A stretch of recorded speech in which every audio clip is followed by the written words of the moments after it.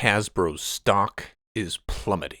D&D Beyond subscriptions are at an all-time low. Not even Baldur's Gate can save them from absolute defeat by what the cool kids are calling the D&D killer.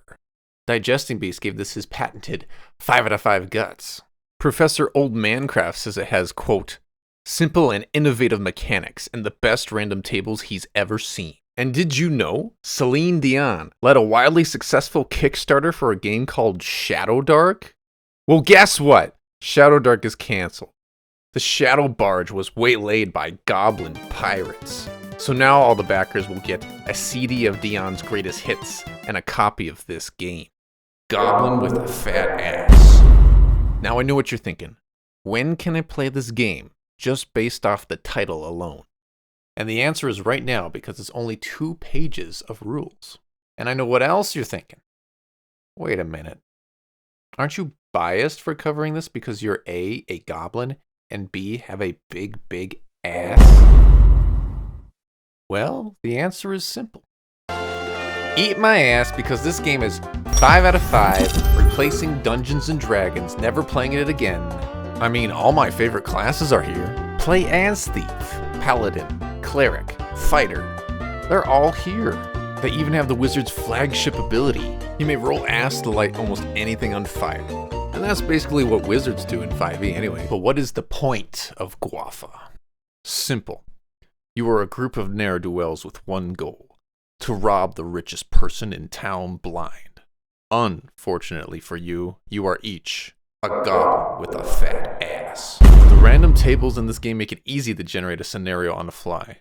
In this scenario, we're robbing a fireworks factory magnate on a private fortified train that holds a potion of eternal youth, protected by dwarves who really hate goblins, and the potion is locked in a glass room suspended over a lake of lava. Now, realistically, how lava is in a train cart, I have no idea. But this game is about fun. And if any of you grognards or rules lawyers come at me in the comments, I'm calling Celine Dion, and I'll make sure you don't get a CD. But we haven't even touched on the core mechanic of Guafa, the ass roll. If you have a particular skill, then you get to add a d6 to your skill roll. So if I'm a thief, I get a lockpicking skill, and that means I get 2d6 to roll. You can get skills from your class and your ass origin. Perhaps the most important stat in the game, we must roll for ass size. Roll a d6. 1 is a firm handful. 6 is the Terminator. You can even add or subtract 1 from your roll to a shameful 0 or even a juicy 7. And in that case, you might as well come and sit next to me, you know what I'm saying? The number you roll is the number of d6 you use on an ass roll. Now you must find the origin story of your ass. Roll another d6. You see how I've got a big natural? I can pick any skill I want. That's how good I am at this game. When do you roll for ass?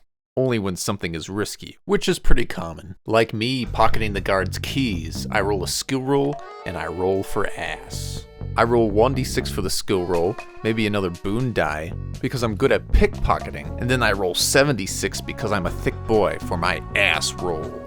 Each 6 grants an upside to the situation, and each 1 grants a consequence to the situation. 6s and 1s cancel each other out.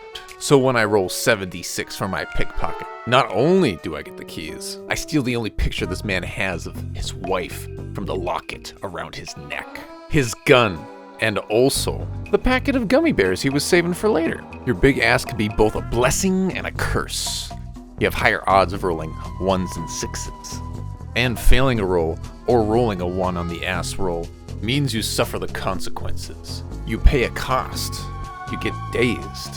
A situational hazard appears, or a ticking clock starts. Also, every time you roll a 1, you fill in the chaos clock. It has 12 wedges and acts as a sort of timer for the whole game. Once the clock hits midnight, shit hits the fan.